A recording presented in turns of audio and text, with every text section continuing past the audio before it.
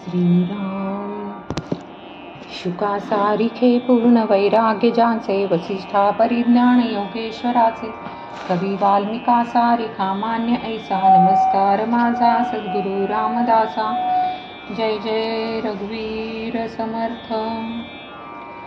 साथ श्रीदास बोध दशक चौथा समास 10वा मुक्ती चातुष्ट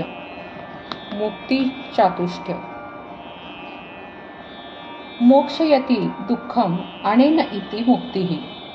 सर्व प्रकारच्या दुःखापासून, बंधनापासून, वासनांपासून आणि अज्ञानापासून सुटण्याची, मोकळे होण्याची जी अवस्था असते तिला मुक्ती म्हणतात। मुक्ती, कैवल्य, मोक्ष, निर्वाण, अपवर्ग, अमृत, निःश्रेयस हे शब्द पुष्कळसे समानार्थक आहेत। तरी पण भारतीय दर्शनांमध्ये मुक्तीच्या कल्पना काही एकसारख्या नाहीत। उदाहरणार्थ जर सांगायचं झालं तर उपनिषदामध्ये अमृतत्वाची प्राप्ती ही कल्पना वारंवार मांडली आहे। बौद्ध आचार्यांनी निर्वाण कल्पनेचा पुरस्कार केला आहे, तर सांख्य आणि योग दर्शनकारांनी कैवल्य हे मोक्षाचे स्वरूप सांगितले आहे।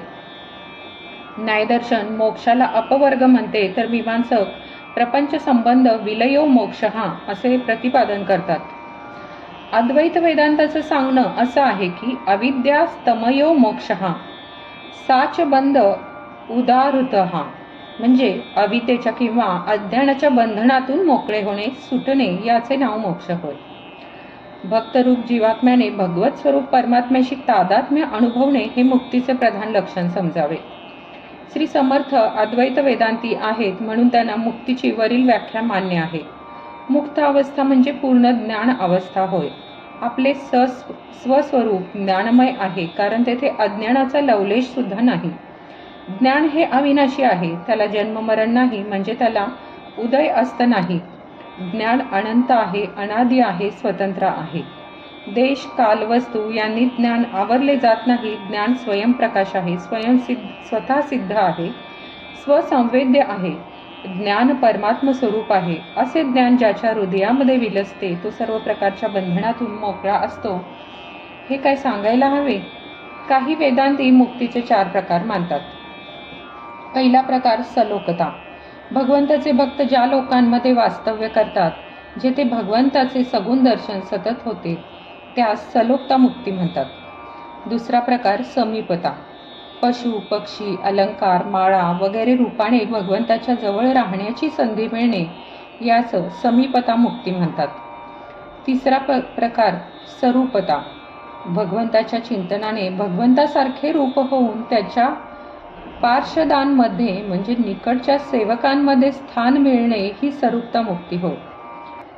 आणि चौथा प्रकार म्हणजे सायुज्यता। उपासना करता करता अभिमान संपूर्णपणे गलित होऊन भगवंताशी तदाकार होऊन जाणे ही सायुज्य मुक्ती होय। श्री समर्थांनी याच मुक्तीला खरी मुक्ती मानलेली असून तत्वज्ञान दृष्ट्या तेच तर्कशुद्ध आहे। भक्तीचा संपूर्ण उत्कर्ष होण्यास अद्वैत सिद्धांत सोडावा लागतो हा एक मोठा गैरसमज आहे। अतिशय प्रेम हा भक्तीचा प्राण असतो। प्रेमवस्तूंशी संपूर्ण एकरूप होऊन जाणे हा प्रेमाचा परमोत्कर्ष समजतात। हे जर खरे तर भगवंतावर प्रेम करता करता भक्त भगवत स्वरूप बनतो, स्वतः भगवंतच होतो असे म्हटले तर त्यात गैर काही नाही। शिवाय थोर भक्तांचा अनुभव देखील असाच आहे। म्हणून सायुज्य मुक्ती हीच सर्वश्रेष्ठ मुक्ती मानतात।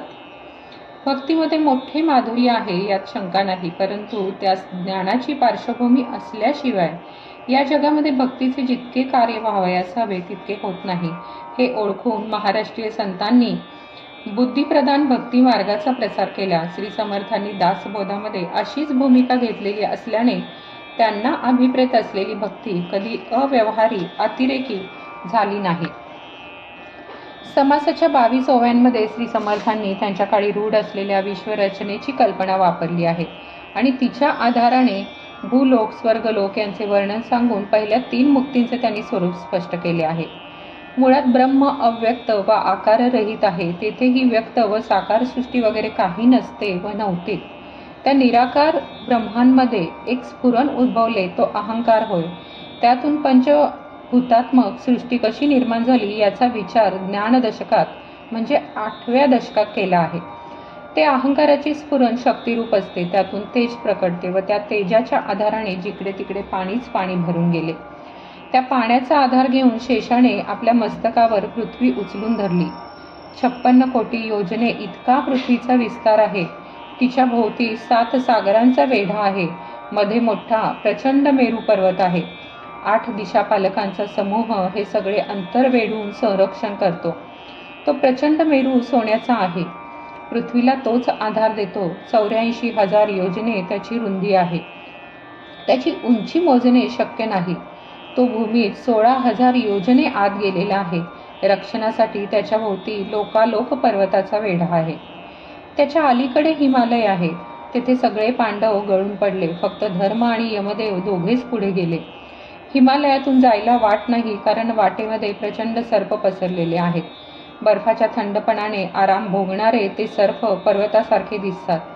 त्याच्या अलीकडे टोकाला बद्रिकाश्रम व बद्रीनारायण आहेत. मोठे तपस्वी मोक्ष पावण्यास देह ठेवण्यासाठी तेथे जातात. त्याच्या अलीकडे बद्री केदार आहे. लहान थोर सगळे ते पाहून येतात. असा हा मेरू पर्वताचा सगळा विस्तार आहे. त्या मेरू पर्वताच्या पठारावर किंवा सपाटीवर वाकड्या तिकड्या दिशांना 3 शिखरे आहेत. ब्रह्मा, विष्णू व महेश आपल्या परिवारासकट तेथे राहतात.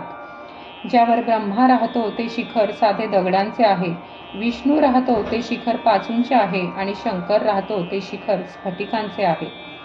त्याला कैलास म्हणतात. विष्णूच्या शिखराचे नाव आहे वैकुंठ. ब्रह्मदेवाच्या शिखराचे नाव आहे सत्यलोक. त्याच्या खाली अमरावती नावाचे इंद्राचे स्थान आहे. तेथे गण, गंधर्व, लोकपाळ सगळे 33 कोटी देव राहतात. सप्त स्वर्ग व सप्त पाताल असे 14 लोक मेरू पर्वतावर वसलेले आहेत. तेथे कामधेनूंचे मोठे कळप आहेत. कल्पवृक्षांची असंख्य जंगले आहेत. जागोजागी अमृताने भरलेली सरोवरे उचंबळत असतात. तेथे खूप चिंतामणी आहेत. हिऱ्याच्या व परिसाच्या खाणी आहेत. तेथील जमीन सोन्याची असल्याने सारखी लखलख करते. तेथे नवरत्नांची या पाषाणशिला आहेत. त्यांची अतिशय सुंदर प्रभा आजूबाजूला फाकते. तेथे सदा सर्व काळ हर्ष व आनंद भरलेला असतो. त्या ठिकाणी जेवण अमृताचे असते. दिव्य सुवास असलेली दिव्य फुले असतात. अप्सरांपैकी अष्टनायिका व गंधर्व यांचे गायन सारखे चालू असते. तेथे तारुण्य कधीच कमी होत नाही. कोणाला रोग व्याधी कधी होत नाही. कोणाला म्हातारपण आणि मरण येत नाही. तेथे एकापेक्षा एक सुंदर असतात. एकापेक्षा एक चतुर असतात. तसेच ज्यांच्या धैर्याला, औदार्याला आणि शौर्याला काही सीमा नाही असे लोक असतात. तेथील देह दिव्य प्रकाशमय असतात. तेथील रूप विजेप्रमाणे लखलखणारे असते. यश, कीर्ती आणि प्रताप यांना तेथे काहीच मर्यादा नसते. ते स्वर्ग भुवन असे आहे. सगळ्या देवांचे ते राहण्याचे ठिकाण आहे. त्या स्थळाचा महिमा सांगावा तेवढा थोडाच होईल. प्रथम सलोकता मुक्ती आपल्याला समर्थ सांगतात. या जगातील वास्तव्यात ज्या देवाची उपासना केलेली असते त्या देवाच्या लोकात मृत्यूनंतर राहायला मिळते. सलोकता मुक्तीचे लक्षण असे आहे. आता दुसऱ्या आणि तिसऱ्या मुक्तीबद्दल समीपता व स्वरूपता यांच्याबद्दल समर्थ सांगतात. देवलोकात राहायला मिळणे यास सलोकता म्हणतात. देवाच्या जवळ राहायला मिळणे यास समीपता म्हणतात. ही दुसरी मुक्ती होय. देवाचे रूपच आपल्याला यावे ही स्वरूपता तिसरी मुक्ती होय. उपासना करणाऱ्या जीवाला देवाचे स्वरूप जरी प्राप्त झाले तरी स्त्रीवत्स, कौस्तुभ आणि लक्ष्मी या गोष्टी त्याला मिळत नाही. स्वरूपता मुक्तीचे लक्षण आहे. या 3 मुक्ती साधलेले जीव पुण्यवान खरे. त्यांचे वास्तव्य स्वर्ग लोकात असते हे देखील खरे. परंतु जेव्हा त्यांचा पुण्यक्षय होतो तेव्हा त्यांना स्वर्गातून खाली यावं लागते. जोपर्यंत पुण्यसंचय असतो तोपर्यंत स्वर्गात राहून तेथील सुखे भोगता येतात. पण पुण्याई संपली की देव जीवाला खाली ढकलून देतात. देव मात्र आपण कायम तेथेच राहतात. या कारणासाठी 3ही मुक्ती नाशवंत आहेत. सायुज्य मुक्ती मात्र शाश्वत आहे, कायम टिकणारी आहे. तिचे वर्णन आता समर्थ करतात, ते लक्ष देऊन ऐका. या मुक्तीचा भावार्थ असा आहे, जोपर्यंत उपासना मायेच्या किंवा व्यक्ताच्या किंवा दृश्याच्या कक्षेत वावरते तोपर्यंत जीवाची वाढ होत राहिली तरी त्यास आत्मसाक्षात्कार काही होत नाही. सलोकतेच्या अवस्थेमध्ये जीव भगवंताच्या स्मरणात व वातावरणात राहतो. समीपतेच्या अवस्थेमध्ये तो भगवंताच्या सानिध्यात आणि सहवासात राहतो. स्वरूपतेच्या अवस्थामध्ये तो आत बाहेर भगवंताने भरून जातो. भगवंतावरील प्रेमाच्या या 3 चढत्या अवस्था आहेत, परंतु त्याच्या पलीकडे जाऊनच परमात्म स्वरूपामध्ये आपल्याला विलीन व्हावे लागते. सगुणातून निर्गुणात जायला हवे. देहबुद्धीतून देवबुद्धीत गेल्यावर तेथे न थांबता पलीकडील आत्मबुद्धीत जाणे अवश्य असते. कल्पांताच्या वेळी हे विश्व नाश पावते, पर्वतासकट पृथ्वी जळून जाते, त्यावेळी सगळे देव नाहीसे होतात. मग त्या संहारामध्ये पहिल्या 3 मुक्ती कशा काय टिकणार? त्यावेळी निर्गुण परमात्मा स्वरूप जसे आहे तसेच निश्चल राहते. त्या निर्गुणाची भक्ती देखील तशीच निश्चल राहते. सायुज्य मुक्ती ही अशी आहे. निर्गुण परमात्मा स्वरूपाच्या ठिकाणी अनन्यपणे विलीन झाले की सायुज्य मुक्ती मिळते. स्वस्वरूपात समरस होणे हीच निर्गुण भक्ती व हीच सायुज्यता समजावी. सगुण नाशवंत म्हणून सगुण भक्ती नाशवंत असते.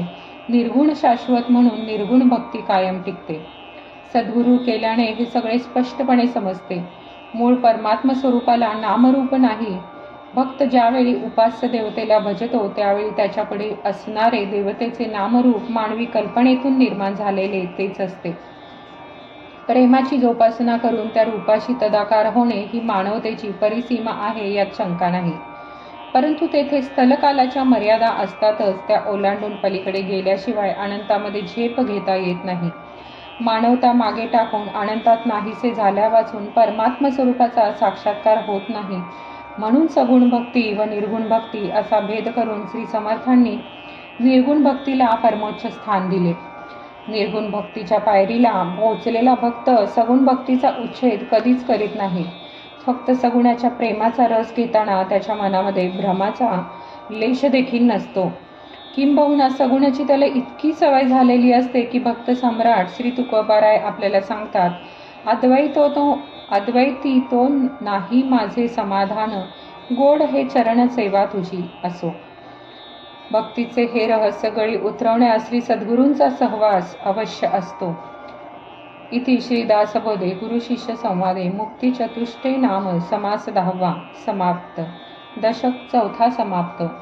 जय जय रघुवीर समर्थ.